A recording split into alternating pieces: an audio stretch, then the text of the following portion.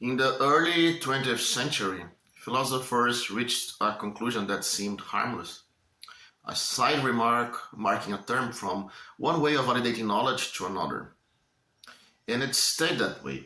A private game for philosophers, nothing that could disturb ordinary life. They discovered that metaphysics and ethics no longer belonged to the realm of the decidable.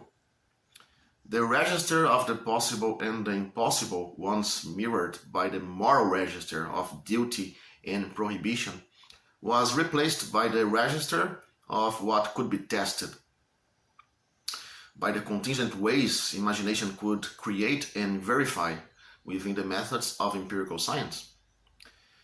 The influence of those who championed this exclusion of metaphysics, ethics, and even aesthetics, a small circle of thinkers whose names remain little known outside philosophy, is stretched from the Vienna circle to A.J. Ayer, and defined what would be called the new dream of science, that only what could be verified had meaning. Everything else, they said, was nonsense. Wittgenstein's Tractatus sealed the verdict, whereof one cannot speak, and thereof one must be silent.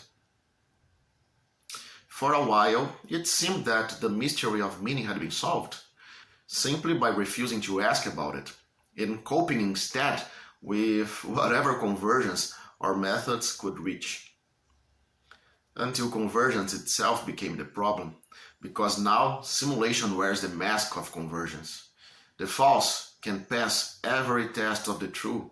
No counting machine can count the difference without risking confusion.